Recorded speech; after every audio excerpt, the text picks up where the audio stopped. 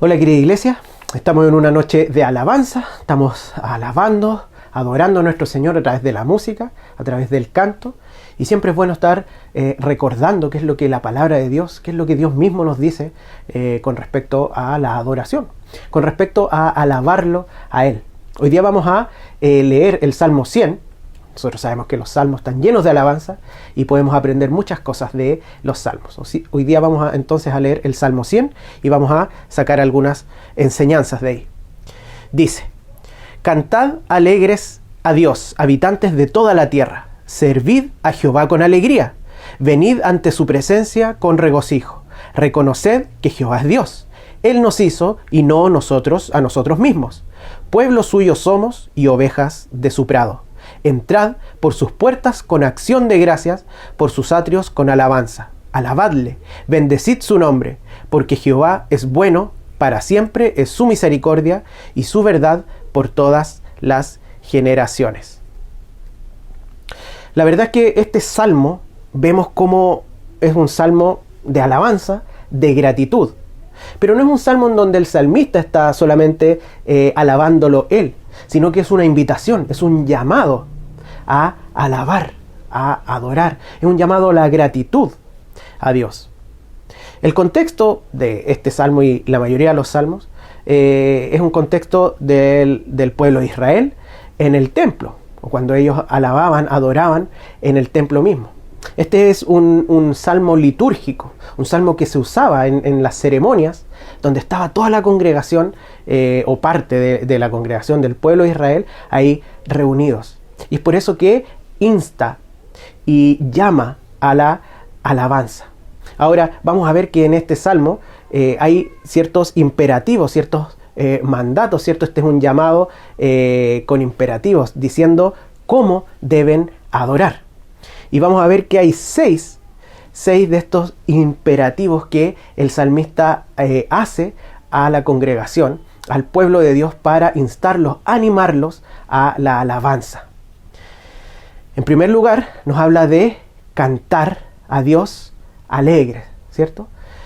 Y entonces el salmista nos presenta una acción, nos insta en ese tiempo al pueblo de Israel a cantar.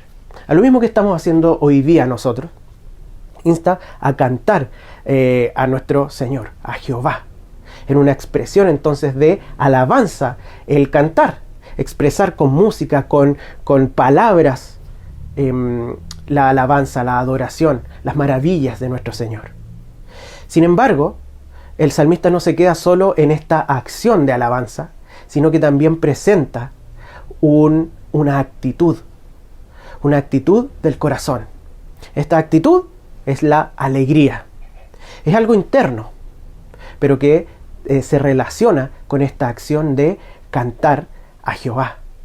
Entonces el salmista insta a una acción, que en este caso es a cantar, pero hacerlo con alegría, alegremente. Es interesante que la alabanza, entonces la adoración, tiene que ver tanto con una acción como con una actitud de nuestro corazón, una actitud interna frente al Señor. Además, después el segundo imperativo, el segundo llamado que hace el salmista a la adoración es servir a Jehová. Y es interesante porque el servicio a lo largo de toda la Biblia se relaciona mucho, la Biblia lo relaciona muy estrechamente con la adoración a nuestro Señor. Entonces vemos que la alabanza y la adoración no es simplemente el momento en donde cantamos. Ya vimos que es una parte importante, comienza el Salmo con cantar, pero también ahora con el servir, con un servicio al Señor. Pero también el salmista ahora lo relaciona y lo complementa no solo con la acción de servir, sino que también con esta actitud del corazón, que es, nuevamente, con alegría. Servir a Jehová con alegría. Entonces vemos que cantar como una expresión de alabanza, de adoración, el servir también es parte de la alabanza y de la adoración a nuestro Señor, a Jehová. En tercer lugar, dice, venid ante su presencia. Obviamente en este contexto, el venir ante su presencia tenía que ver justamente con el templo. El venir, el acercarse al templo era una expresión también de adoración. Recordemos que el Señor mismo, Él había formado a su pueblo de Israel, y les dio el tabernáculo cuando estaban en el desierto, y después Salomón, ¿cierto?, construyó cuando ya estaban asentados en Israel, ¿cierto?, construye entonces el templo. ¿Y cuál era la importancia de estas dos cosas, el tabernáculo y el templo? Era que ahí estaba la presencia del Señor. Era la presencia misma del Señor, estaba ahí en el tabernáculo y en el templo. Por lo tanto, cuando dice venid ante su presencia, era una señal de ir a adorar, de ir a alabar al Señor. Por ejemplo, si nos recordamos en Pentecostés, ahí en Hechos 2, vemos cómo de dónde venían todas las personas.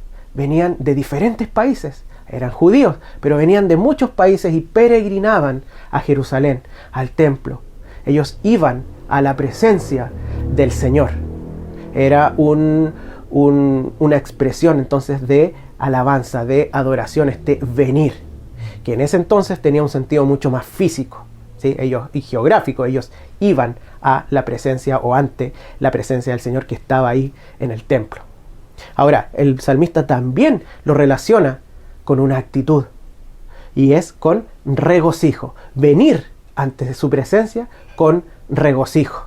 Y nuevamente está este concepto de la alegría, del gozo, del regocijo, como una actitud importante en la alabanza, en la adoración. Por lo tanto, en estos tres primeros llamados vemos que hay tres acciones y hay una actitud en común, que es la actitud de la alegría, del gozo. Por lo tanto, aprendemos, ¿cierto?, que la alabanza es gozosa, es alegre, es una celebración. Cuando alabamos al Señor, celebramos su nombre, lo celebramos a Él. Ahora el Salmo nos insta, entonces, ya va a cambiar un poco, ya no va a estar hablando tanto de la alegría, el gozo, sino que más bien de la gratitud, de la acción de gracia. El cuarto llamado a la congregación, al pueblo, a alabar, tiene que ver con reconocer a Dios, a Jehová, como el Creador. Él nos hizo a nosotros y no nosotros a nosotros mismos. Y también lo reconoce como el Señor de su pueblo. Pueblo suyo somos y ovejas de su prado. Hay un reconocimiento de quién es Dios y quiénes somos nosotros, quién es su pueblo. Entonces, razón, o más bien la actitud que el salmista presenta acá, que no está explícito, pero es una actitud de humildad, de reconocer nuestro propio lugar y el lugar que le corresponde a Dios. Lo alabamos porque Él es nuestro Creador y nosotros sus criaturas. Lo alabamos porque Él es nuestro Señor y nosotros somos su pueblo. Ese es el lugar de nosotros y ese es el lugar de nuestro Señor.